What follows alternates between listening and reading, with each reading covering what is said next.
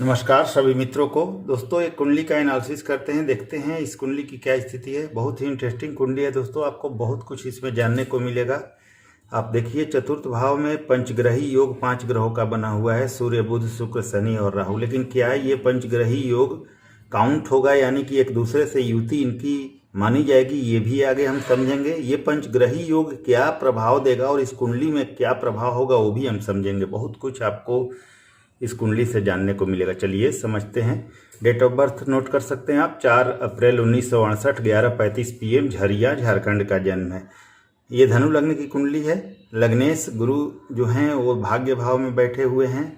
राशि इनकी मिथुन है और यहाँ D1 D9 और चलित तीनों को हमने रखा है साथ में।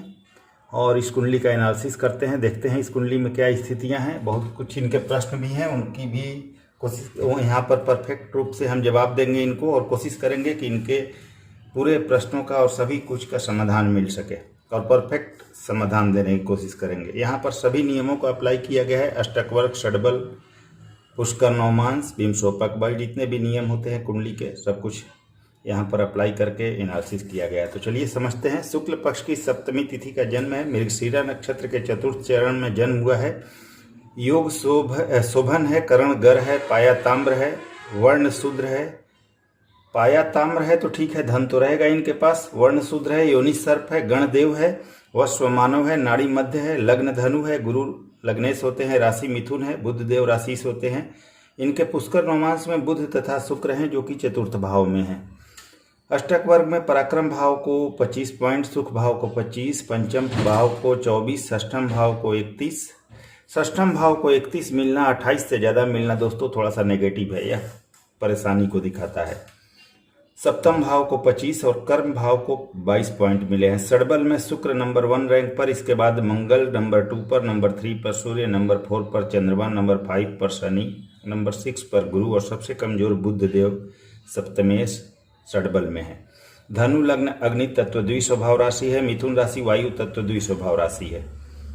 तो ठीक है, यहाँ पर थोड़ा सा कंफ्यूजिंग माइंडेड को दिखा रहा है, क्योंकि जातक में होगा ही कि ये थोड़ा कंफ्यूज रहेंगे कि ये भी कर लूँ वो भी कर लूँ। ऐसा जातक स्ट्रेट फॉरवर्ड डिसीजन लेने में देरी करता है। लग्नेश और जो राशिस हैं यानी कि गुरु और बुध दोनों इस कुंडली में एक दूसरे के कुंडली में अच्छे भाव के स्वामी होते हैं, इन्हें अच्छा मान सकते हैं। अब चलिए आगे की चीज़ों को हम लोग देखते हैं। इनकी कुंडली में चंद्रमा सप्तम भाव में अकेले हैं, आगे पीछे कोई ग्रह नहीं और किसी ग्रह की दृष्टि नहीं है, तो यहाँ केम द्रुम दोष का प्रभाव इन पर पड़ेगा। सबसे पहले शुक्र उच्च के हैं और दिग्बली हैं। चतुर्थ भाव में लक्ष्मी नारायण योग शुक्र बुध का बना हुआ है। सूर्य ग्रहण दोष में बैठे हुए हैं यहाँ चतुर्थ भाव में। मंगल स्वराशि के पंचम भाव में है और चतुर्थ में पंचग्रही योग बना हुआ है, तथा इनकी कुंडली में काल सर्प दोष भी है, ये भी स्थिति दिख रही है। और सूर्य का केंद्र त्रिकोण राजयोग भी बना हुआ है। तो चलिए इस कुंडली का एनालिसिस करते हैं। लग्न का मान 6 डिग्री 21 मिनट है और लग्न केतु के नक्षत्र में है, जो कि सामान्यतया ठीक है। लग्न पर चंद्रमा तथा गुरु की एवं शनि की दृष्टि है, जो यह बताता है कि जातक तेज दिमाग का होगा तथा अच्छी समझ वाला होगा। जातक भाग्यवान भी होगा तथा अच्छे घराने में पैदा हुआ होगा। अब चलिए बात करते हैं, लग्नेश से शुरू करते हैं। गुरु जो कि लग्नेश हैं और वह चतुर्थेश भी हैं और वह 2 डिग्री 51 मिनट के साथ केतु के नक्षत्र में है तथा स्वयं से नवम एवं कुंडली के भाग्य भाव में, अपने मूल त्रिकोण से नवम तथा कुंडली के भाग्य भाव में सूर्य की राशि में सूर्य से तत्कालिक शत्रुता में है और षडबल में कमजोर हैं पर भीमशोपक बल में हैं एवं वक्री हैं। कमजोर हैं पर वक्री होने से चेष्टा बल प्राप्त हो रहा है। वैसे अग्नि तत्व धनु लग्न के मालिक गुरु का अग्नि तत्व सिंह राशि में नवम भाव में होना शुभ है, पर थोड़े कमजोर हैं। फिर भी जातक भाग्यवान जरूर होगा। नवम भाव पिता का है, जिसके स्वामी सूर्य चतुर्थ भाव में है, अतः पिता से संबंधित या पैतृक संबंधित कार्य से जातक को अच्छा धन होना दिखाता है। जातक भाग्यवान है, सुख सुविधा सम्मान भी प्राप्त होगा। जातक के पास अच्छा खासा धन एवं पुत्र सुख भी दिख रहा है। गुरु अच्छे हैं, बस थोड़े कमजोर हैं, उन्हें बल देने की आवश्यकता है। गुरु सूर्य का राशि परिवर्तन भी है, क्योंकि चतुर्थ से नवम का राशि परिवर्तन हो रहा है। गुरु और सूर्य दोनों एक दूसरे के राशि में हैं। चतुर्थ का 9 से राशि परिवर्तन अत्यंत भाग्यवान जातक को बना रहा है। जातक भाग्यशाली है, अच्छे संपन्न घराने से जातक दिख रहा है।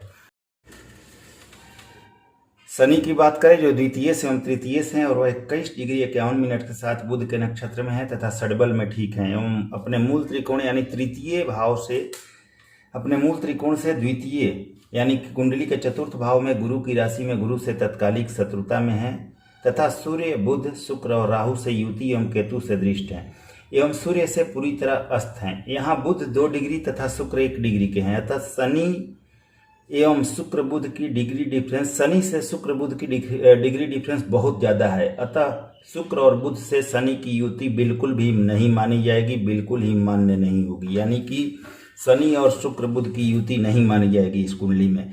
अब रही सूर्य तथा राहु से युति, धन भाव का स्वामी शनि सुख भाव में है, अतः जातक सुख ऐश्वर्य तथा धन तो अवश्य पाएगा, धन तो होना ही है, पर पंचग्रही योग चतुर्थ में होना और चतुर्थ में ग्रहण दोष तथा राहु सूर्य और शनि के कारण शापित दोष बन रहा है।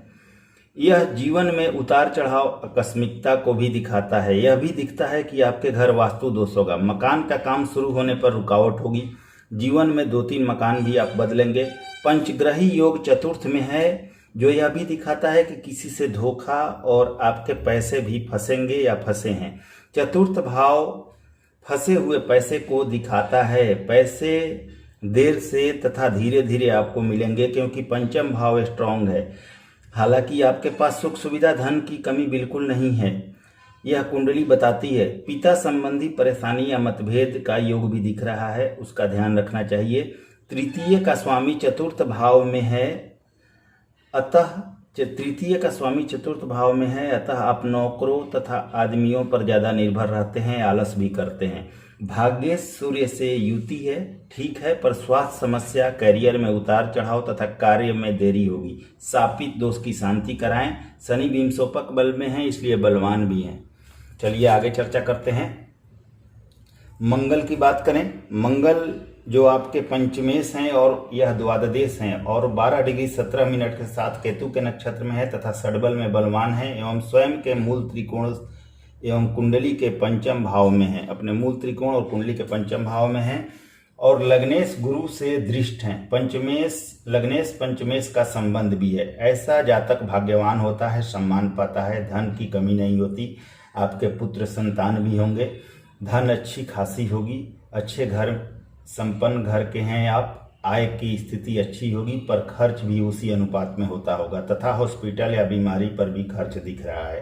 खैर पंचम भाव मजबूत है, चतुर्थ भाव से फंसे हुए पैसे भी दिख रहे हैं, पर पंचम भाव आपको अपने पैसे आने वाले समय में आपको दिला देगा। आपको बस मेहनत करना है, आलस से बचना है। शुक्र की बात करें तो शुक्र जो षष्ठेश हैं एवं आयेश हैं और वह 1 डिग्री 28 मिनट के साथ गुरु के नक्षत्र में है और षडबल में अत्यंत बलवान है तथा स्वयं के मूल त्रिकोण से छठे तथा कुंडली के चतुर्थ भाव में गुरु की राशि में गुरु से तत्कालिक शत्रुता में है तथा स्वयं के भाव से छठे आठवें का संबंध बना रहे हैं, जो बहुत अच्छा नहीं कह सकते, पर चतुर्थ भाव में शुक्रदेव दिग्बली हैं तो यह एक प्लस पॉइंट है। इनकी युति बुध सूर्य शनि तथा राहु से है एवं केतु से दृष्ट हैं, पर सूर्य शनि से डिग्री डिफरेंस बहुत ज्यादा है, अतः सूर्य शनि राहु से युति नहीं मानी जाएगी। बुध से क्लोज कंजंक्शन में है, अतः लक्ष्मी नारायण योग बना है, दोनों ही क्लोज हैं बुध और शुक्र। आय भाव का स्वामी सुख भाव में दिग्बली है, अतः जीवन में सुख सुविधा मकान वाहन का सुख स्पष्ट दिख रहा है। यहाँ शुक्र डिग्री में कमजोर है पर षडबल में स्ट्रॉन्ग है, अतः प्रभाव देंगे। शुक्र का मालव्य योग भी है लेकिन उससे भी बड़ी बात है कि दिग्बली है, अतः जीवन में दिग्बल का फल देंगे। धन ऐश्वर्य जरूर होगा, किसी पर आंख मूंद कर भरोसा न कर रहे हैं, आपके लिए ज्यादा बेहतर होगा, नहीं तो कुछ धोखा का भी योग है। शुक्र पुष्कर नवमांश में है जिससे अच्छे माने जाएंगे। बुध की बात करें तो बुध देव आपके सप्तमेश एवं कर्मेश हैं और वह 2 डिग्री 42 मिनट के साथ गुरु के नक्षत्र में है और षडबल में कमजोर हैं एवं स्वयं के मूल त्रिकोण से सप्तम तथा कुंडली के चतुर्थ भाव में सूर्य शुक्र शनि और राहु से युति में है, पर सूर्य शनि राहु से डिग्री डिफरेंस बहुत ज्यादा है। सूर्य शनि राहु से युति बुध की नहीं मानी जाएगी। हालांकि सूर्य से अस्त नहीं है, बुधादित्य योग है परंतु बहुत कमजोर है, जिससे बुधादित्य योग काम नहीं करेगा पूरी तरह से। शुक्र से क्लोज है अतः लक्ष्मी नारायण योग बनेगा परंतु नीच के हैं, और शुक्र से नीचता भंग नहीं होगी, शुक्र उतने बली नहीं है। यह योग सुख सुविधा तो दे रहा है पर उतार चढ़ाव भी देगा, पैसे भी आपके फंसेंगे। हालांकि दशम भाव और अपने उच्च की राशि को देखेंगे तो कैरियर तो ठीक है परंतु जल्दी किसी पर भरोसा न करें। केतु की भी दृष्टि है, बुध सप्तमेश भी है, विवाह से सुख तो दिख रहा है पर कुछ परेशानी भी दिख रही है। गुरु की राशि में गुरु से तत्कालिक शत्रुता में है, पर यह पुष्कर नवमांश में होने से नीचता में इनकी कमी आ रही है, जो कि आपके लिए अच्छी बात है। अब बात करें हम चंद्रमा की, तो चंद्रमा जो अष्टमेश है और वह 6 डिग्री 1 मिनट के साथ मंगल के नक्षत्र में और स्वयं से द्वादश तथा कुंडली के सप्तम भाव में बुध की राशि में बुध से तत्कालिक मैत्री में है।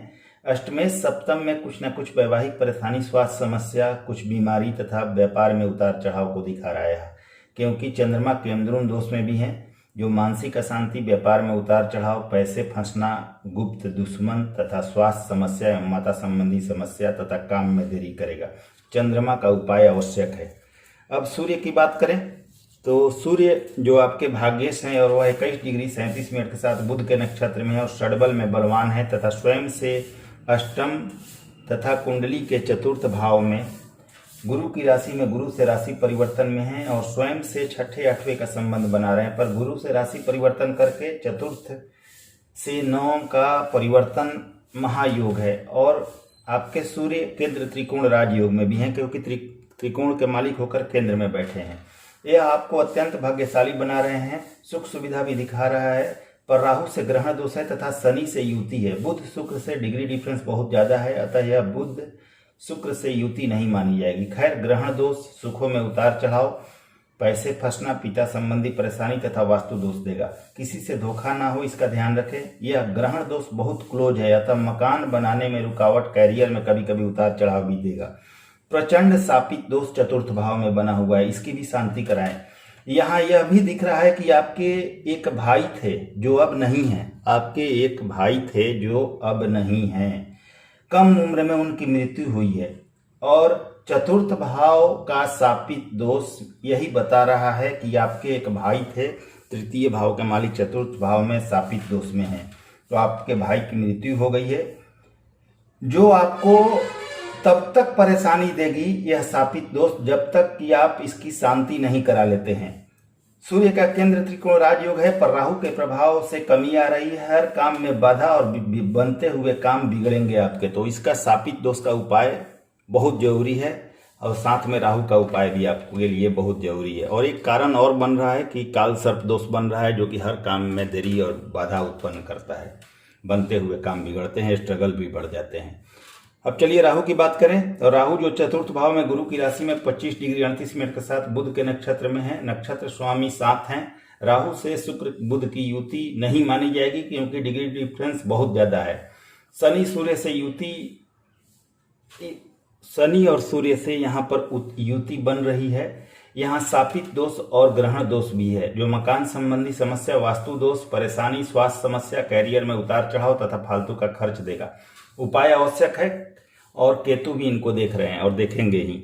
अब केतु की बात करें तो केतु दशम भाव में बुध की राशि में मंगल के नक्षत्र में 25 डिग्री 33 मिनट के साथ है और नक्षत्र स्वामी मंगल अच्छे हैं तथा राशि स्वामी बुध से केतु दृष्ट हैं, तो केतु चाहकर भी बुरा फल नहीं देंगे। गुस्सा से बचना है, सुख सुविधा देंगे, स्वास्थ्य का ख्याल रखें। अब चलिए आपके नवमांश कुंडली यानी D9 का विश्लेषण करते हैं। लग्न के नवमेश सूर्य देव 9वें भाव में शनि के साथ हैं, तो पिता संबंधी किसी परेशानी से बचें।